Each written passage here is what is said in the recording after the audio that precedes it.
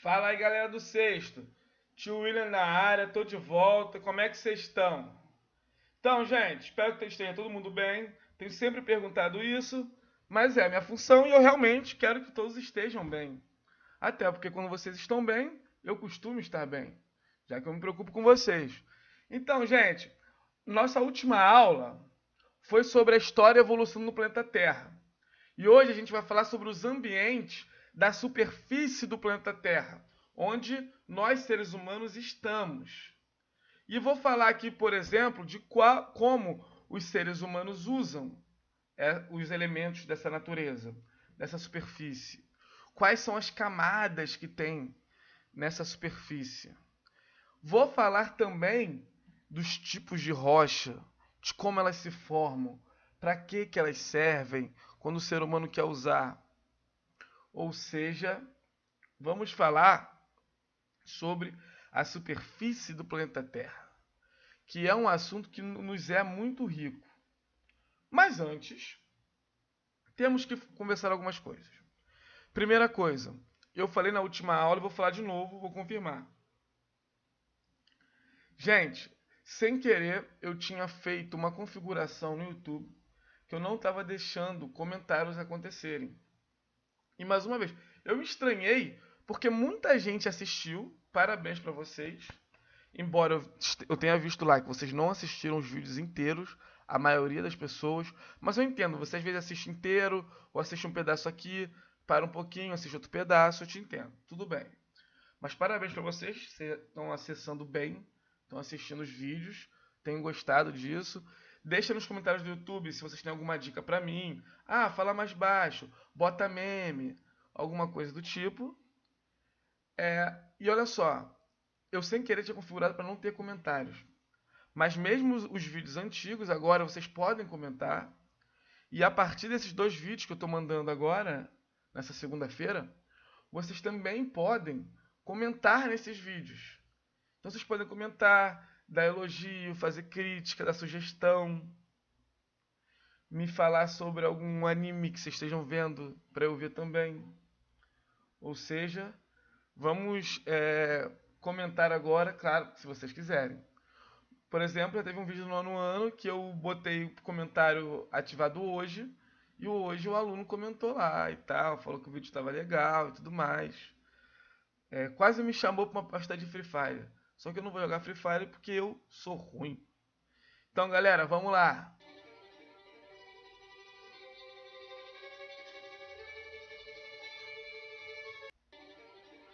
Gente, para começar a nossa aula, eu quero começar lendo a seção, o quadro Olhar Geográfico que tem na nossa apostila. Olha eu travando, eu travando. Então, está na página 345. Vamos lá. Uso de minerais e rochas na construção. Você já parou para imaginar de onde vem a matéria-prima necessária para a construção de casas e prédios? Pense nos inúmeros materiais utilizados na construção da sua moradia. Consegue imaginar a origem deles? Mesmo os materiais que passaram por algum processo na indústria, ou travando, tem origem na natureza, a maior parte proveniente das rochas. A casa da foto a seguir, tem uma foto ali embaixo, ela é feita de rejeitos. Rejeitos são os restos da atividade de extração de minérios. O projeto foi desenvolvido por pesquisadores da Universidade Federal de Minas Gerais, a UFMG, que produziram telhas, vidros, pisos e portas com o resto da atividade mineradora, a fim de diminuir os impactos causados no meio ambiente. E por que eu trouxe isso para vocês agora? Para a gente começar a pensar que o ser humano usa os elementos da litosfera e da superfície terrestre, os elementos da natureza, como recursos. Para a gente entender o que é recurso mineral, o que é recurso natural. Quando um elemento ele é usado para uma função pelo homem, pelo ser humano, ele começa a ser chamado de recurso, já que recurso é aquilo que você usa para lhe favorecer. E é nisso que a gente tem que se focar nesse momento. nos recursos naturais e nos recursos minerais, esses que vêm das rochas. Então vamos lá, galera.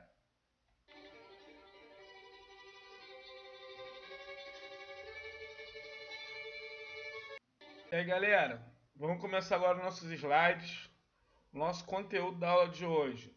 Superfície do planeta Terra. Tio William, vamos lá. Então, galera, para a gente começar a entender isso, vou falar sobre a biosfera, que é o conjunto dos elementos naturais que compõem ambientes terrestres ou sistemas naturais diferentes.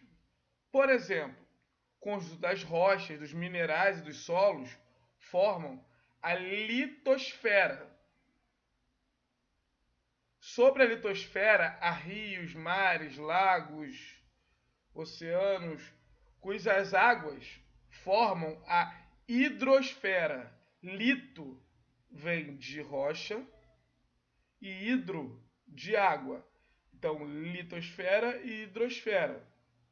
Já a atmosfera, ela é composta por um conjunto de gases e vapor d'água que estão ao redor da Terra. A atmosfera está ao redor da Terra.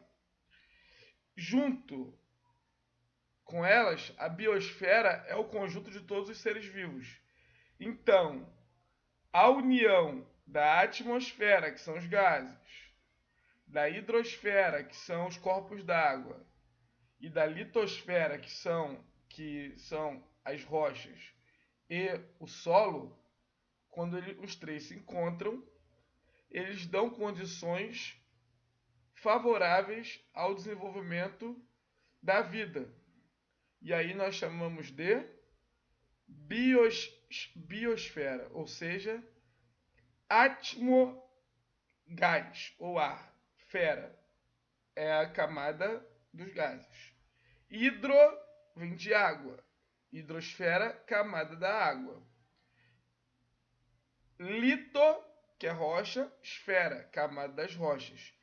E bio, que significa vida, biosfera, camada da vida. Ou seja, juntando litosfera, hidrosfera e atmosfera, nós temos a esfera da vida, a biosfera. Beleza? Nós vamos falar agora sobre a litosfera, que é a camada de rochas. Ela constitui o alicerce, ou seja, o embasamento rochoso sob o qual estão os continentes, as ilhas, o fundo dos oceanos. Nós vivemos sobre a litosfera, na superfície terrestre. A litosfera é formada por rochas e minerais que são utilizados de formas variadas.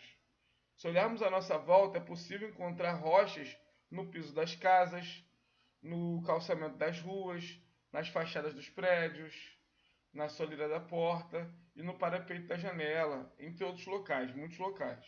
Então a gente sabe que a litosfera é muito importante para a nossa vida. Histórias do tio William. Uma vez eu estava dando uma aula disso, em sala assim, presencial, para uma aluna do 6º ano. E aí duas coisas foram curiosas. Uma, tinha dado um problema de luz no Rio de Janeiro, que só uma sala tinha luz lá no colégio. E aí tinha uma menina do 7º ano, e eu falei assim, qual é a camada das rochas? A menina do 6º. Litosfera é do 7º. Não, é litrosfera, como se fosse litro d'água. E a outra que eu botei numa questão assim, que eu nunca mais coloco essa questão, mas foi muito engraçada, que foi o seguinte. Alunos, fale uma importância das rochas, uma importância da litosfera. A menina falou assim, sem ela nós cairíamos no magma e morreríamos. Porque é isso, quem fica em cima do manto é a litosfera. E é ela que nos, teoricamente, protege. E a utilidade dos minerais da litosfera para o ser humano é gigantesca. Vai desde o alicerce, que nos mantém vivos, serve para fazer casas, prédios, carros, celulares, tudo isso vem dos minerais, vem das rochas, vem do solo. Vamos aos tipos de rocha. ao ciclo da água primeiro. Vou ficar pequenininho aqui. Não, aqui não, deixa aqui. Gente, basicamente o ciclo da água, ele passa pelas 3 camadas da Terra, da superfície terrestre. Litosfera, litosfera, atmosfera e hidrosfera. Ó, a água é líquida, certo? Se hidro já vem de água, então ela é naturalmente da hidrosfera. Só que ela evapora ou transpira, tem evapotranspiração, quando ela fica gasosa, ela vira vapor d'água. Logo ela está na atmosfera. Condensa, chega até as nuvens, armazena água, muita água nas nuvens. Essa nuvem fica densa demais, pesada demais e precipita em forma de chuva. Essa chuva bate no solo, parte dela entra no solo, infiltra no solo, a outra parte escorre, ela se move por cima da superfície e nós temos o quê? A litosfera aí. Chega até as nascentes dos rios, infiltra, depois, com a temperatura, ela aquece. Quando ela aquece, ela evapora em forma de vapor, chega até, condensa nas nuvens, chega até uma nuvem ficar muito densa, chove. Ou seja, a água vai fazendo ciclos. E esse é o chamado ciclo da água. Isso é muito importante para a vida na Terra. Sem esse ciclo, a vida na Terra seria impossível. Não teríamos como ter a vida que temos hoje se não fosse o ciclo da água. Pois se a água não condensasse nas nuvens e se perdesse para o espaço, nós teríamos um planeta sem água, porque uma hora essa água ia acabar, né? Então, vamos agora para a classificação das rochas. Os tipos de rocha. Cada rocha tem uma história e uma origem, de acordo com os fenômenos naturais que ocorrem na superfície terrestre ou em seu subsolo. Ou seja, temos 3 tipos de rocha e cada tipo desse conta a história de como ela foi formada, quando ela foi formada, onde ela foi formada e pelo que ela é formada. E vamos lá. Temos as rochas ígneas ou magmáticas, as rochas sedimentares e as rochas metamórficas. Cada uma com sua característica, cada uma com um modo de criação e uma evolução. Então vamos lá. As primeiras são as rochas ígneas ou magmáticas. Lembre-se do Pokémon magmático, que é o Pokémon sempre de fogo. E o nome já diz, magma é o quê? Magma é basicamente rocha derretida, que está no interior da superfície terrestre ou no manto. Porque é tão quente, tem tanta pressão, que a rocha derrete, a rocha vira tipo uma pasta. E quando acontece isso, nós temos o magma. E esse magma, quando ele é expelido por um vulcão, por exemplo, quando ele está na superfície terrestre, e não por embaixo no subsolo, ele é chamado de lava. E olha só, quando essa lava ela se resfria, quando ela fica fria, ela volta a ser uma rocha e ela fica sólida. E isso é a rocha vulcânica ou rocha ígnea extrusiva.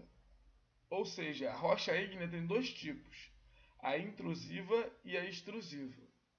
A intrusiva ou rocha plutônica é quando esse magma ele se resfria dentro do subsolo, antes de chegar na superfície. Aí a gente chama de rocha plutônica ou rocha ígnea extrusiva. Intrusiva, na verdade, intrusiva, desculpa.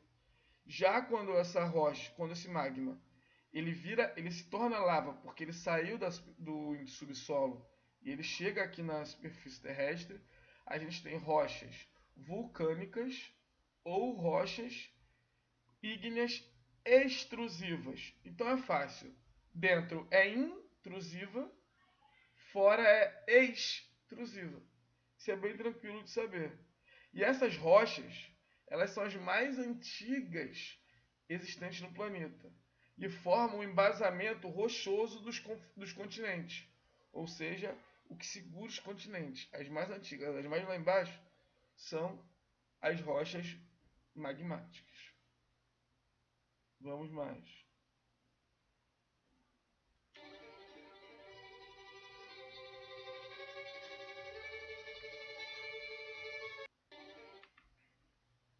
Vamos aqui, gente. Já as rochas metamórficas, elas são formadas pelas alterações das rochas pré-existentes, ou seja, rochas que já existiam foram alteradas pelo quê? Pela alta temperatura, pelas altas temperaturas e pelas altas pressões no interior da crosta terrestre, em razão do peso das camadas dos sedimentos ou mesmo o empurrão que as rochas sofrem com os movimentos da litosfera, ou seja, muita pressão, muito quente. E eu vou contar um negócio para vocês. Não sei se eu já contei essa história, mas eu sou velho e velho, adoro contar história e conto a história várias vezes, a mesma história. Histórias do tio William.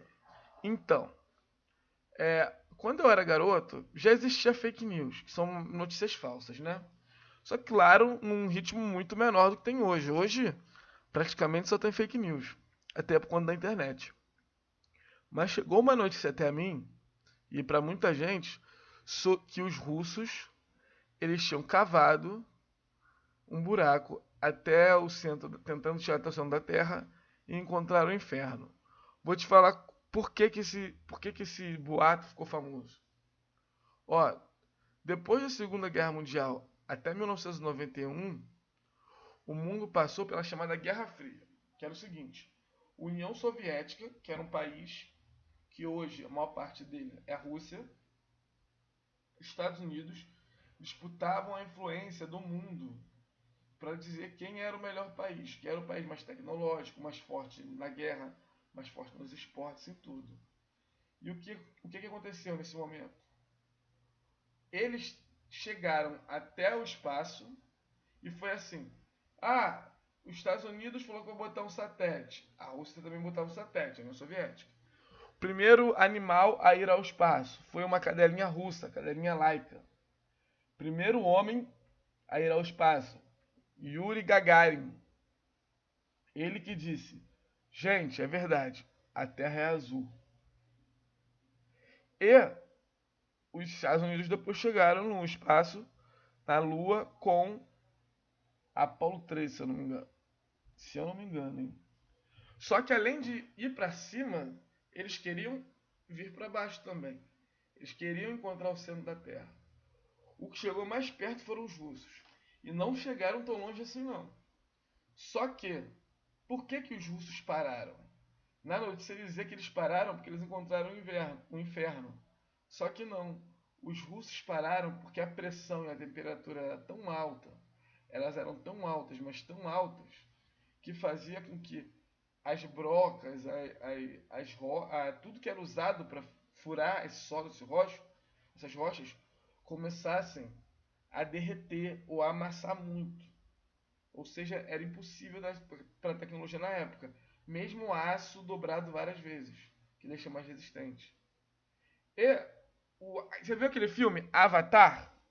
Ele foi dirigido por um cara chamado James Cameron, que é um dos maiores cineastas da história do mundo. Sim. Ele é responsável por vários filmes que bateram recorde de bilheteria. E o James Cameron, ele gravou um documentário, um filme, se não me engano, um documentário sobre o fundo do mar. E ele desceu ao quase fundo mesmo do mar. E a pressão ali era tão grande. A pressão era tão grande que o submarino que ele estava era um submarino especial totalmente resistente. E já começou a amassar. a pressão é tão grande que o oxigênio é comprimido. Ou seja, você não consegue nadar nem se você quiser ali. Nem com um balão de oxigênio. O seu corpo espatifaria nessa pressão. Imagina, se essa pressão toda foi antes de chegar ao fundo do mar, imagina embaixo do fundo do mar. A pressão que não é. É muita pressão. Temperaturas altas demais. Logo, nós temos condições para que as rochas sejam modificadas. E a gente chama isso de metamorfismo. E olha só, o granito ele vira gneiss. O arenito vira quartzito. O calcário vira mármore. Ou seja, as rochas elas são modificadas. Elas passam por transformação. Beleza?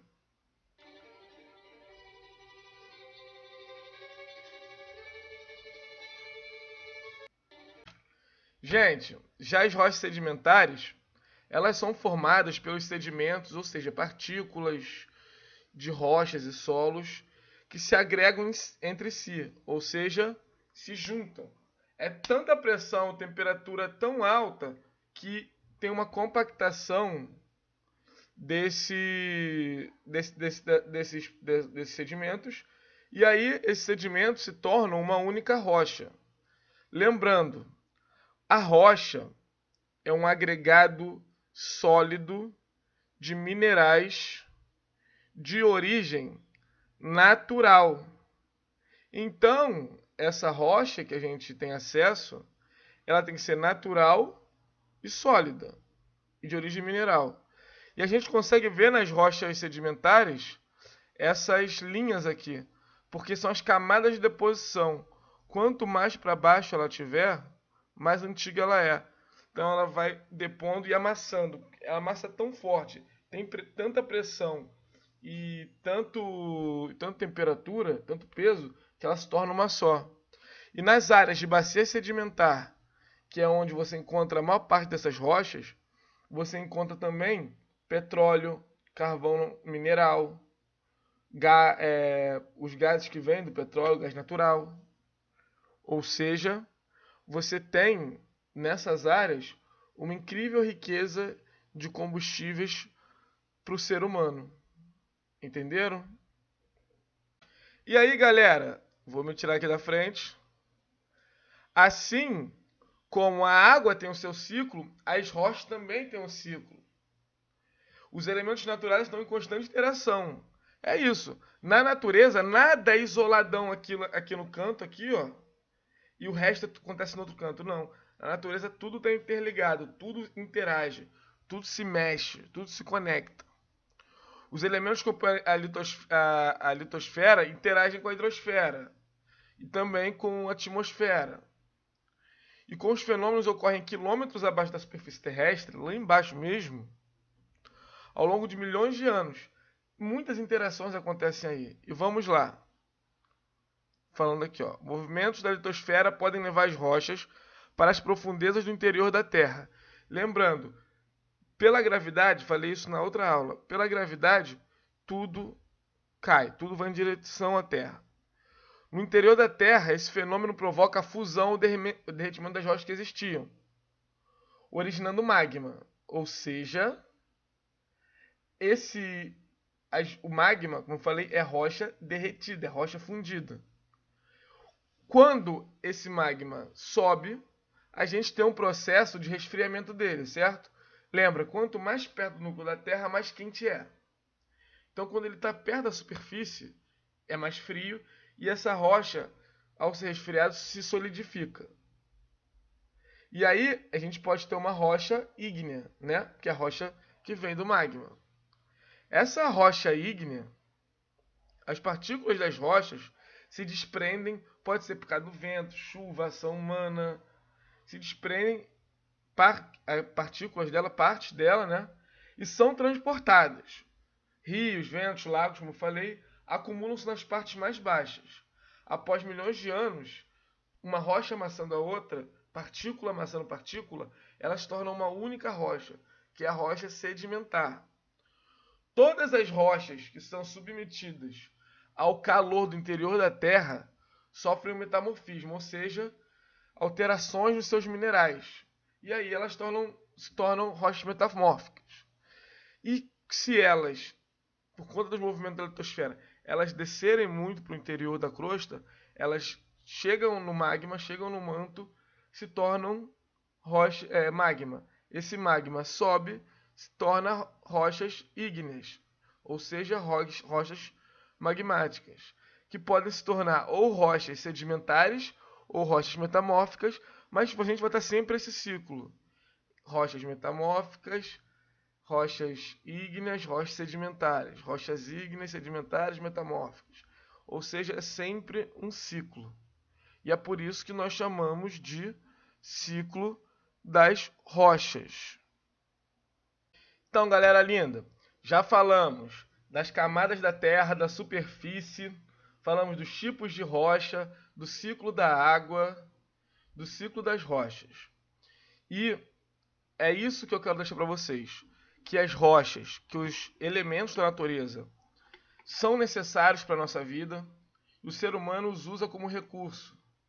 E como ele usa pode ditar se a gente vai ter uma vida boa ou não, através se a gente usar muito de forma desmedida, a gente pode acabar ficando sem nada.